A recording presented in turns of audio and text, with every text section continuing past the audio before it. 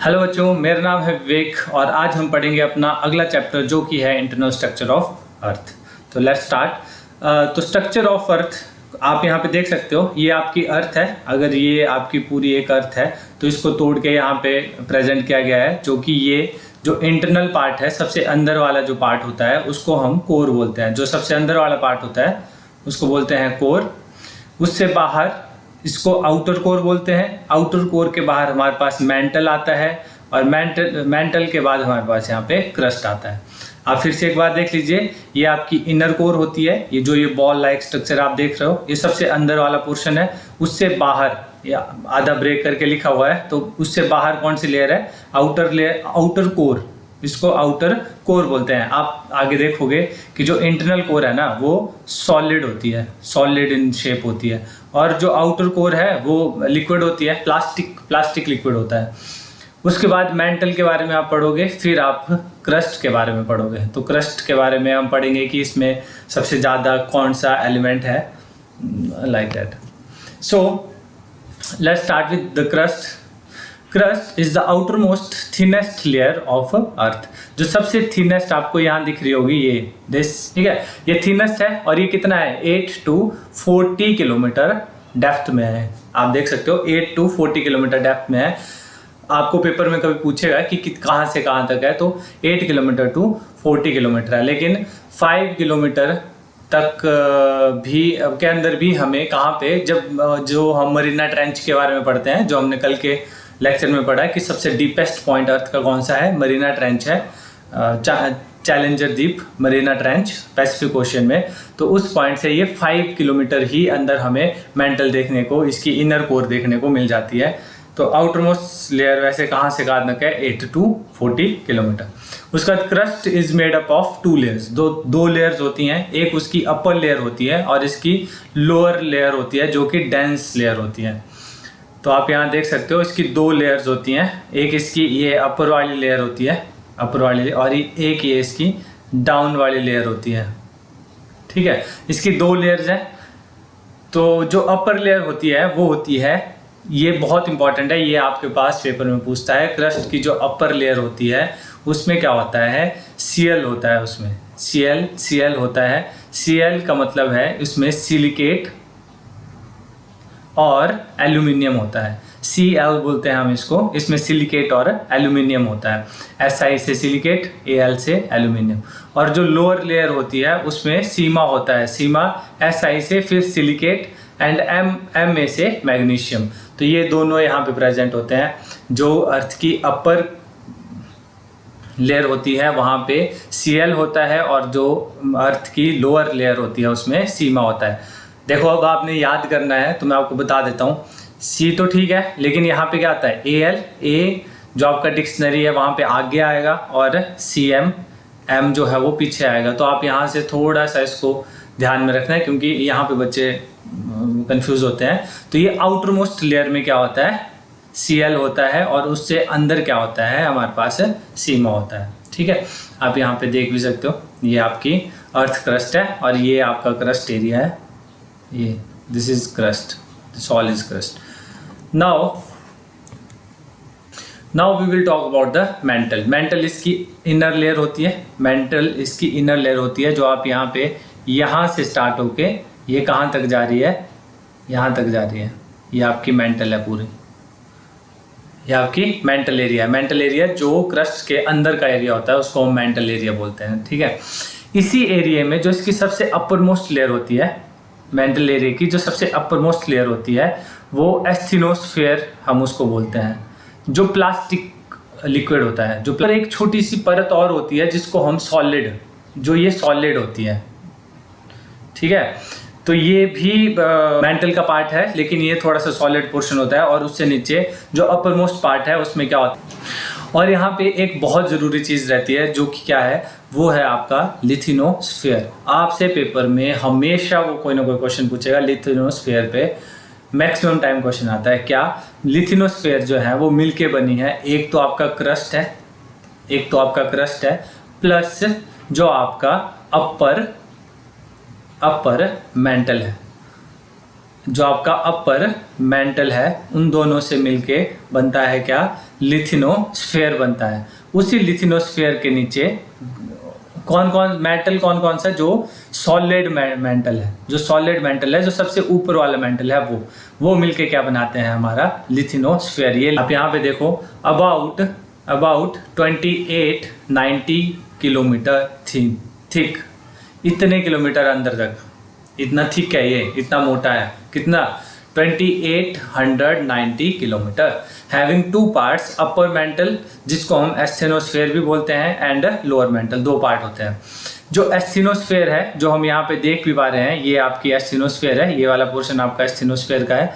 तो जो ये एस्थेनोस्फेयर है is a semi molten plastic होता है ये, और यही जो सोर्स ऑफ मैग्मा होता है। वो आपने देखा होगा ना, वोल्केनोज निकलते हैं, लावा निकलता है, जहाँ से हमारे पास ज्वालामुखी होते हैं, लावा निकलता है। तो जो लावा निकलता है, ये जो एस्थेनोस्फेयर है, ये है उसका सोर्स, यहाँ से निकलता है। इस वाली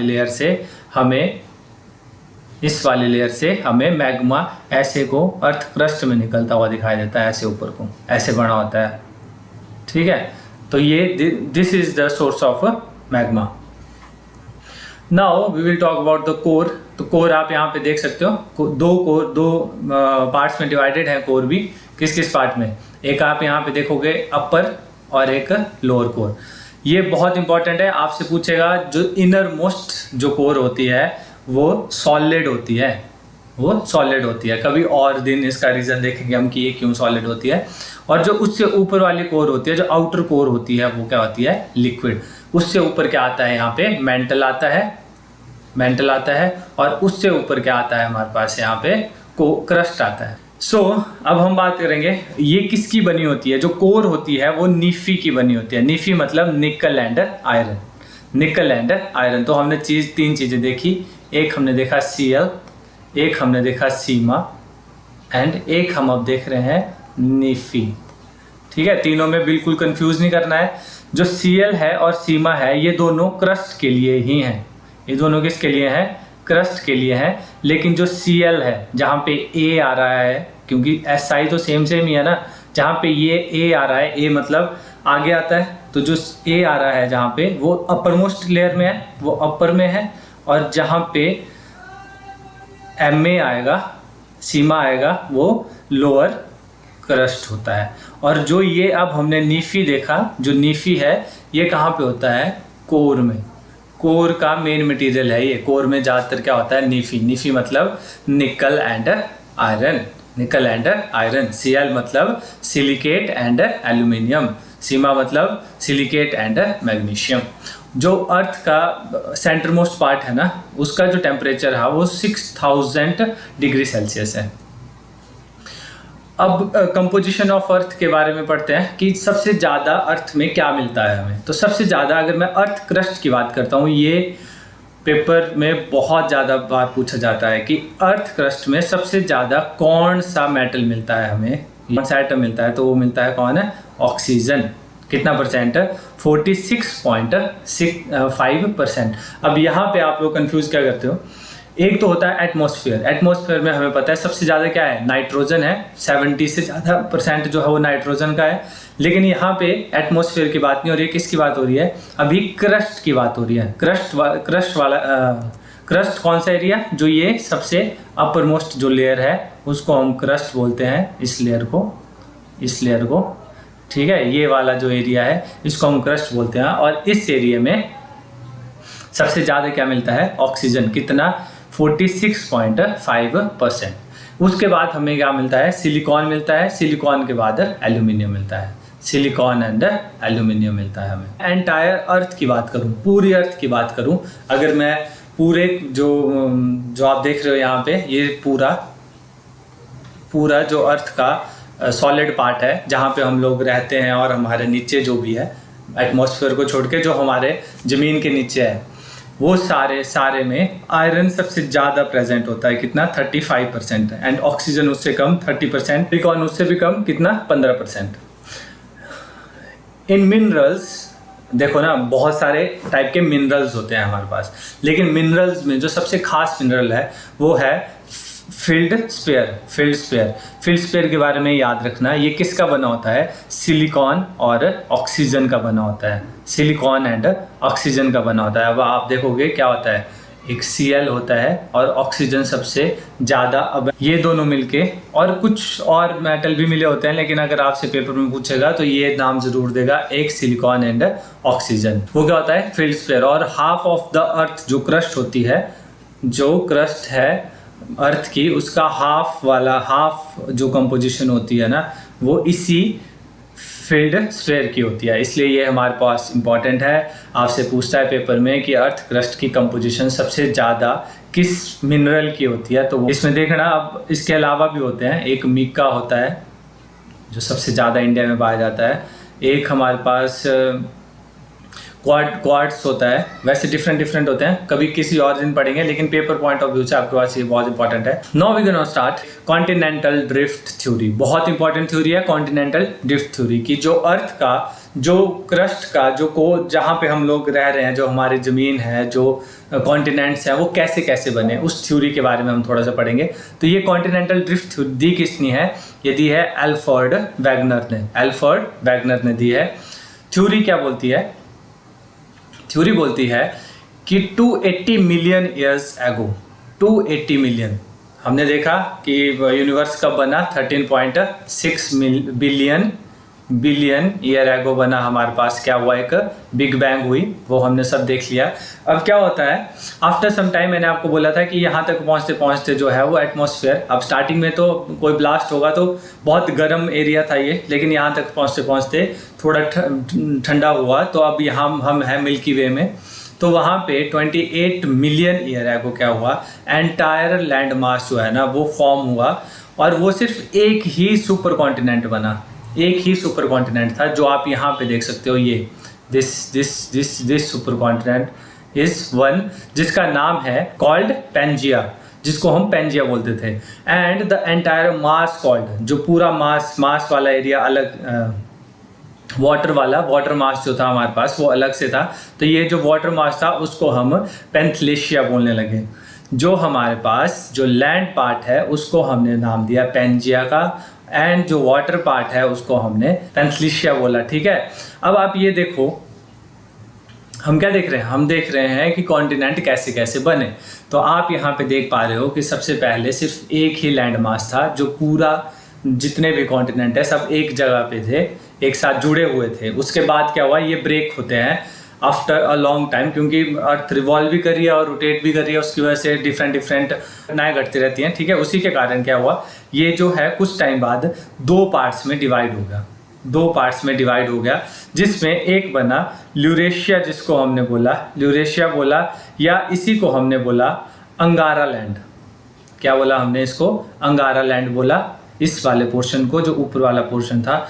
और नीचे वाला पोर्शन ये आपके लिए इम्पॉर्टेंट है, क्योंकि यहीं पे जो है हमारा जो ब्यूटीफुल कंट्री है इंडिया, वो भी यहीं इसी उस टाइम कॉन्टिनेंट में था, जो दूसरा पार्ट था, जो कि गोंडवाना लैंड बोला गया, जिसको गोंडवाना लैंड बोला गया। ये पेपर में, अभी एक पेपर में क्वेश्चन आया था कि जो इंडिया है वो एट वेरी बिगिनिंग कौन से लैंड का एक पार्ट था, तो ये गोंडवाना लैंड का पार्ट था। और इसके बीच में आप यहाँ पे देख सकते हो, हमने लिखा है तैथिस सागर था, जो ये वाला जो सागर बना। अभी यहाँ पे देख सकते हो ना, यहाँ पे नहीं है कोई सागर, क्या है, एक साथ जुड़ा हुआ, लेकिन धीरे धीरे क्या हुआ, ये ब्रेक हो गए और बीच में एक सागर बन गया, पानी यहाँ तक आ गया, तो ये क्या बन गया, ये तैतीस सागर बन गया दोनों के बीच में। कुछ इस तरीके की शेप बनती है इसकी, इस तरीके की बनती है। ये आपकी रशिया बनने लगता है, ये आपका नॉर्थ अमेरिका बनने लगता है, ये आपका साउथ अमेरिका बनने लगता है, ये आपका अफ्रीका बनने लगता है, ये आपका अंटार्कटिका बनने लगता है, और यहाँ पे आपकी ऑस्ट्रेलिया भी बनती हुई दिख रही है। ठीक है, ऐसे पोर्शन में डिवाइडेड हो गया। देन कुछ इस तरह से आता है। अभी देखो शेप बन रही है अभी शेप इसकी। एट प्रेजेंट, आज की डे में हम इस तरह का कॉन्टिनेंटल शेप हमें देखने को मिलती है, जहाँ कॉन्टिनेंट्स के बारे में ही पढ़ते हैं। कितने कॉन्टिनेंट्स हैं, क्या बोला हमने, 7 कॉन्टिनेंट्स हैं, जो आप यहाँ पे देख सकते हो। ये आपका नॉर्थ अमेरिका, ये आपका south America, this is Africa, this is Europe, this is Asia, and Australia, and यहाँ पे अंटार्कटिका। तो ये हमारे पास 7 कॉन्टिनेंट बनते हैं। अब हम देखते हैं कि सबसे बड़ा कॉन्टिनेंट, ये पेपर में क्वेश्चन पूछता है कि वर्ल्ड का सबसे बड़ा कॉन्टिनेंट कौन सा है। तो आप यहाँ पे शेप से ही देख सकते हो कि सबसे बड़ा कॉन्टिनेंट कौन सा है, एशिया का है। सबसे बड़ा कॉन्टिनेंट कौन सा है, एशिया का है। आप यहाँ पे शेप देख सकते हो। उससे छोटा कॉन्टिनेंट जब हमसे पूछेगा तो आप देख सकते हो, आप जज करोगे शेप को, तो अफ्रीका दूसरे नंबर पर सबसे बड़ा कॉन्टिनेंट है हमारे पास, सेकेंड नंबर पे। उसके बाद अगर हमें पूछेगा तो नॉर्थ अमेरिका सबसे बड़ा है। उसके बाद जो है साउथ अमेरिका है, देन आपका अंटार्कटिका है। आप देख सकते हो इतना बड़ा पोर्शन है। उसके बाद आपके पास यूरोप आता है, और सबसे छोटा और सबसे बड़ा तो हमेशा इंपॉर्टेंट रहते हैं। तो एशिया सबसे बड़ा कॉन्टिनेंट है, और जो ऑस्ट्रेलिया है वो सबसे छोटा कॉन्टिनेंट है। मूवमेंट ऑफ प्लेट्स के बारे में पढ़ते हैं। अब हमने देखा कि जो वर्ल्ड है वो कॉन्टिनेंट्स में बदला हुआ है। हम क्या है यहाँ पे,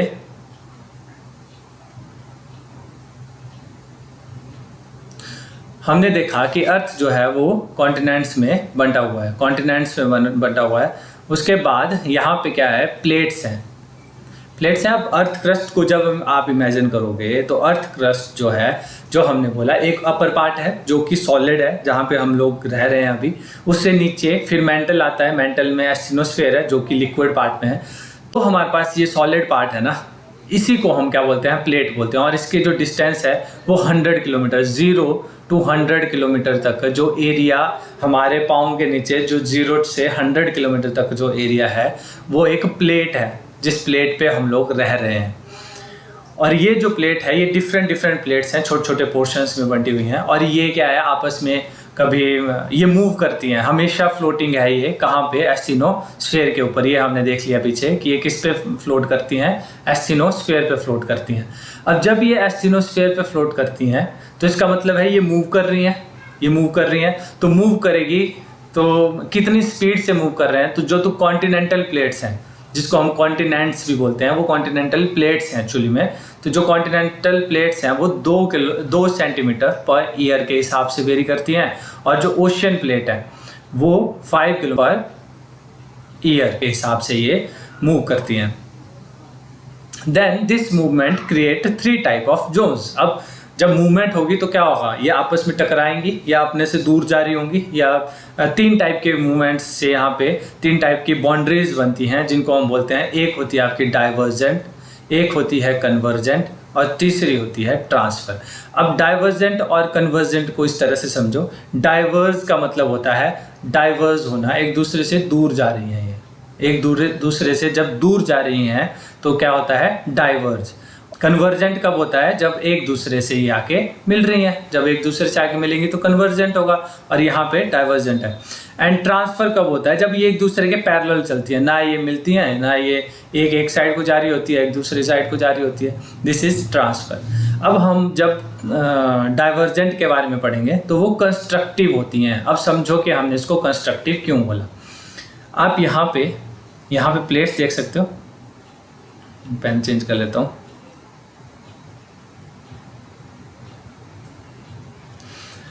आप यहाँ पे प्लेट्स देख सकते हो, एक प्लेट इस तरफ जा रही है और एक प्लेट ये आपकी दूसरी तरफ जा रही है। ये कौन सा केस है, ये डाइवर्जेंट वाला केस है, क्योंकि सर डाइवर्जेंट में हमने पढ़ा कि एक दूसरे से दूर जाएंगी प्लेट्स। अगर ये एक दूसरे से दूर जाएंगी तो क्या होगा, यहाँ पे एक गैप बन जाएगा, ये गैप बन जाएगा। लेकिन गैप ऐसे ही तो नहीं रह सकता, यहाँ पे क्या होगा, नीचे से मैग्मा आएगा। कहाँ से आएगा मैग्मा, एस्थिनोस्फीयर से, जिसके ऊपर ये दोनों फ्लोट कर रही हैं। अब एस्थिनोस्फीयर से मैग्मा आएगा, मैग्मा क्या होगा, यहाँ मैग्मा निकलेगा, इसकी वजह से ये फिलअप हो जाएगा, भर जाएगा ये। तो ये क्या, अगर ये फिलअप होता है, अगर ये फिलअप हो जाता है तो हम इसको बोलेंगे कि ये कंस्ट्रक्टिव है, कि इसने एक अच्छा काम किया। क्या, नई इसने नया सरफेस बनाया, एक इसने नया क्रस्ट में एक नया सरफेस बनाया। तो ये क्या है, कंस्ट्रक्टिव है, इसने बनाया कुछ। जो दूसरी होती है हमारे पास कन्वर्जेंट, वो क्या होती है, डिस्ट्रक्टिव होती है। जो हमारे पास कन्वर्जेंट होगी वो क्या होती है, वो डिस्ट्रक्टिव है। वो डिस्ट्रक्टिव क्यों है, वो एक दूसरे की तरफ जा रही है। हमने बोला ना कन्वर्जेंट कब होगी? जब एक दूसरे की तरफ जाएंगी, वो एक दूसरे की साइड को जा रही है, मतलब एक जगह आके वो टकरा जाएंगे एक दूसरे के साथ। जब वो एक दूसरे के साथ टकराएंगी तो क्या होगा? तो या तो ये नीचे को निकलेंगी, या तो ये मैक्सिमम टाइम क्या होता है, एक ऊपर को निकल जाती है प्लेट और एक नीचे को चल जाती है। कई बार ये नीचे को चल जाती हैं, कई बार ये ऊपर को चल जाती हैं। ठीक है, तो जब प्लेट्स टकराएंगे आपस में तो क्या होगा? या तो ट्रेंच बनेगा। ट्रेंच समझ रहे हो?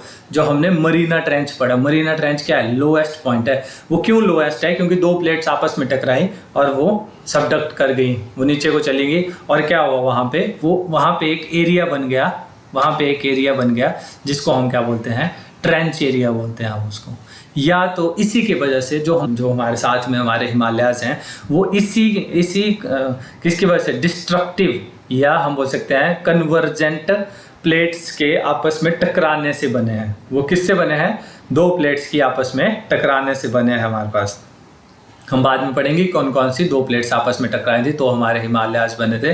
लेकिन आप यहाँ पे समझो वो किस टाइप के हैं? वो कन्वर्जेंट टाइप के हैं।